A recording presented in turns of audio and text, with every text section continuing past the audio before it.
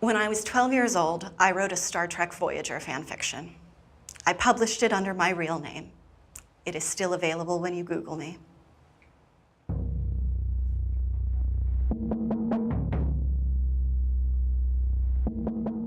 Did you know that over 90% of the data that exists in the world today was created in the last 3 years? And that by 2020, over 2 megabytes of information will be created every second by every human on the planet. The Mozilla Foundation estimates there will be over 30 billion connected devices by 2020. And all of these devices, when connected to the internet, will be collecting data. The type of data that companies collect about us really varies in terms of what the company is and what it's trying to accomplish. So somebody like Google might collect information about your contacts list if you've got Gmail, but because they own YouTube, they're also collecting information about the videos you watch, and because they own Chrome, they're also collecting information about the websites you visit. So your mobile phone, social media accounts, online shopping applications?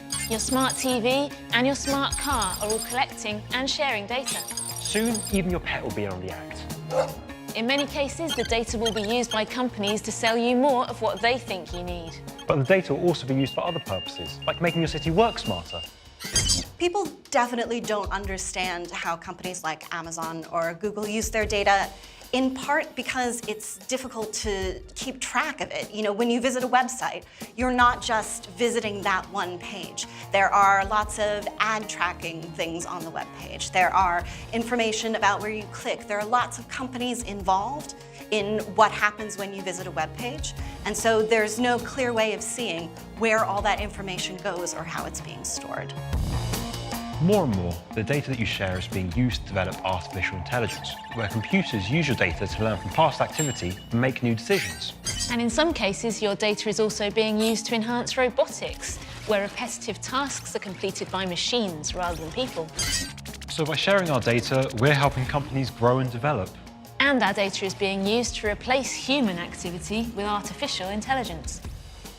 The assumption that data is yours, this is a really hot question. Who owns data?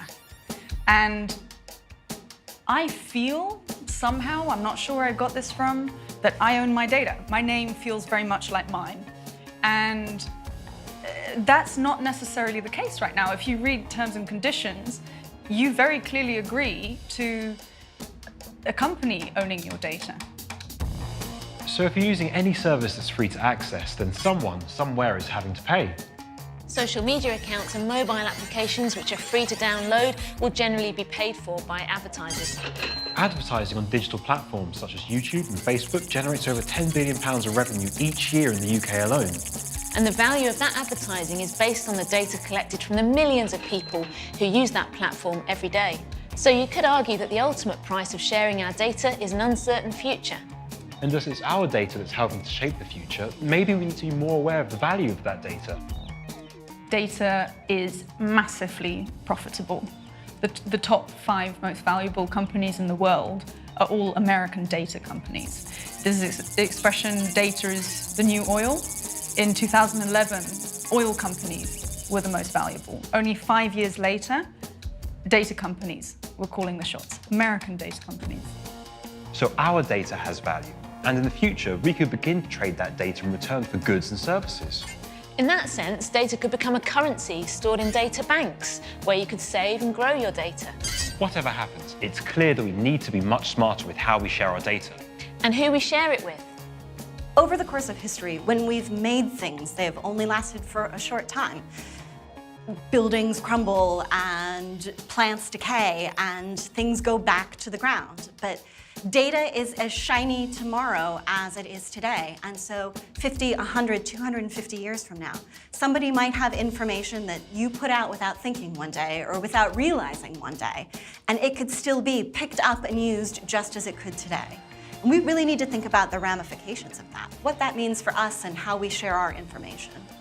Our liberty is at risk when we hand over our data, because one, we hand over our voice, and two, we concentrate all the value in a select few.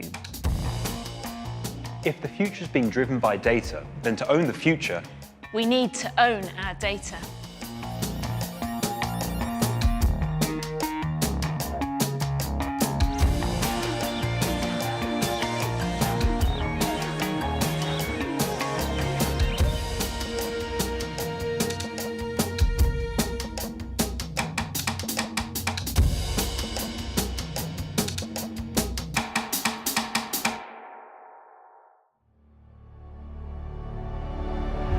Tomorrow's World.